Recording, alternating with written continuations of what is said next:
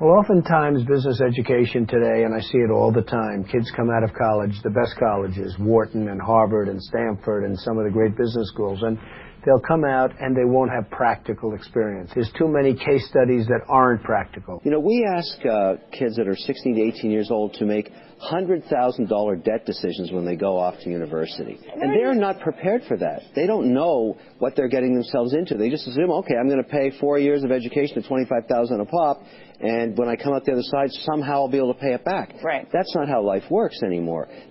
There's no need even to have a college degree at all, or even high school. I mean, if somebody graduated from a great university, that may be an indication that they will be capable of great things, but it's not necessarily the case. You know, if you look at, say, people like Bill Gates, Larry Ellison, Steve Jobs, these guys didn't graduate from college. But if you had a chance to hire them, of course, that would be a good idea. Yeah. I think having the flexibility to explore a lot of different things, which you can do when you're in college, which is one of the amazing things about being in college, is you can work on all these hobbies and code a lot of stuff and try a lot of different things. It's this amazing flexibility that I think most people take for granted. And once you decide, okay, I'm going to start a company and I'm going to do it with someone else, you immediately now need to convince someone else if you want to change your mind on something. And I think people really undervalue the option value and flexibility. I think explore what you want to do before committing is really like the key thing. And keep yourself flexible. And no, I think that's. Yeah, I agree. Yeah. I mean, it's actually kind of funny. You know, if you think of what is education, you're basically downloading data and algorithms into your brain, and it's actually amazingly bad in conventional education because it shouldn't be this huge chore. You know, someone standing up there kind of lecturing at people, and they've done the same lecture 20 years in a row. And they're not very excited about it. And in fact, I think a lot of things people learn, probably there's no point in learning them. Because they never use them in the future. Because a lot of kids just in school kind of puzzled as to why they're there. The people who are doing the work that we care about are figuring out what to do next, not following the person who told them what to do next. And the problem with most colleges is they are high school, but with more binge drinking. The entire purpose of a good university is to give you a foundation to fail, not a foundation to get an A. And if you graduate from college with straight A's, you have to do some serious soul searching as to why you chose to spend your time doing that. The A students work for the B students. The C students run the businesses, and the D students dedicate the buildings. It's like the newspaper industry, right? More printing presses, more big buildings, right? Makes us look grander. We have brains that we're putting them out there. There's a point of diminishing returns in terms of what it's worth for a college education and how much debt you're willing to saddle yourself with. A lot of people follow. A lot of people are followers. Generally, if not, we'd have problems. We have too many entrepreneurs. We have too many successful people. Look how many people go through business classes. If everything you needed was in that actual business class, in that book, there'd be too many successful business people. Right. How many people graduate? Matter of fact, the professor wouldn't have the time to sit there and teach you. That knows this book damn near verbatim, page by page. He knows it, right? Because he'd be an entrepreneur. Yeah, he's too busy. I'm doing way too much right now because I got the palm trees and we selling so much stuff that I'm doing that I ain't quite got time to teach no motherfucking class right now because I'm winning. And so when you walk into a boardroom with a bunch of guys in suits who all went to college, you're fine. Yeah, I mean, because they read a bunch of words. I've lived a bunch of life. Well, that's true. Their law degree doesn't intimidate you. It kind of evens us out, whether they know it or not. Where do you think you get that self-esteem from? Seriously. I mean, most guys... My mom, first and foremost, but then just living life, being in real situations and happen to be a person of high integrity and honesty and, You never embarrassed yourself? No, of course not. You never walked in and said, "Oh, everybody thinks I'm ignorant here. I'm stupid." I don't feel ignorant. Right. I don't. Right. I felt like I came up in a situation, or a time, where I wasn't afforded certain opportunities, and if afforded opportunities, I could be Oprah. I could be Bill Gates. I could be Warren Buffett. In my experience in business, there is very little difference, if any, between a very high-priced business education and what's available for a lot less money. I went to the University of Nebraska at Lincoln my last year in college. I went to Wharton for a couple of years before that. I learned just as much at the University of Nebraska as I did at Wharton. You need to be prodded in the right direction, but an awful lot of it is self-taught.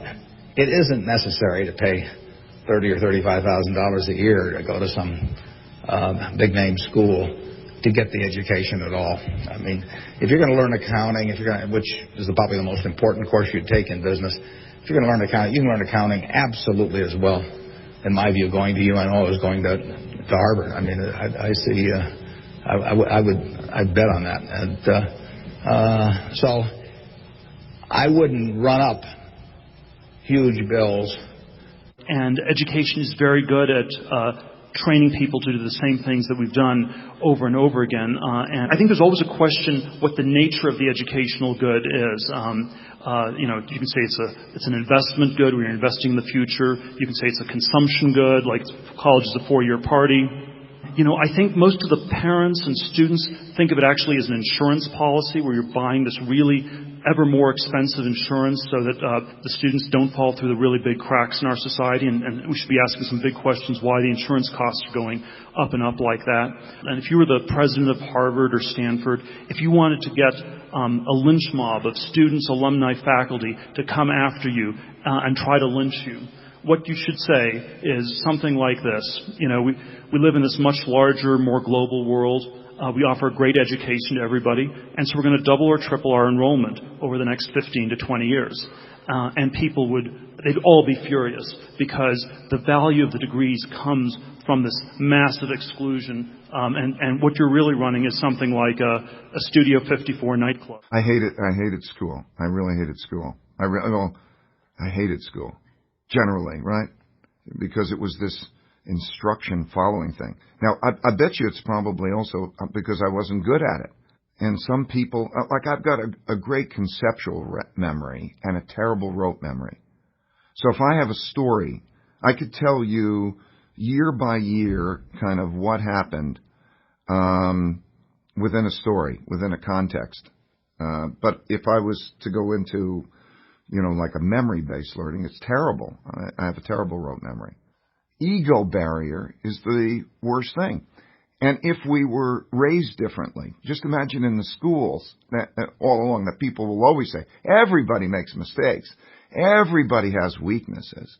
The key is really to understand what your mistakes and weaknesses are so that you can learn from them, right? I think punishment is a terrible concept. Punishment means that you made a mistake and you're being punished.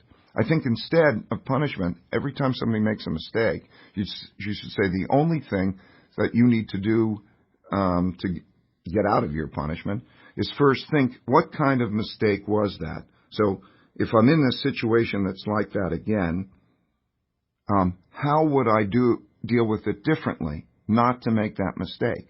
So that learning should come from the mistake, not punishment, because you're teaching people not to make mistakes. Where's where the learning comes from, not the appreciation that if you keep doing this over and over again, you're going to keep encountering the same outcomes. It's an extremely corrupt system we have at this point. We have an education bubble. In the U.S., we have $1 trillion of student debt. To a first approximation, this has gone to pay for $1 trillion worth of lies about the value of the education people have received.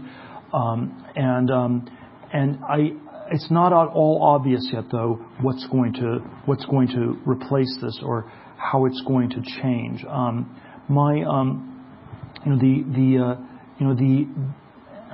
somewhat skeptical that it will be replaced by any sort of single unitary system. I have this fellowship for young people to start companies, and it's not. My claim is not that everybody should do this. I don't think everyone should become an entrepreneur. And I think there is no one size fits all. So I think the future will be much more heterogeneous, much more diverse in terms of what people do.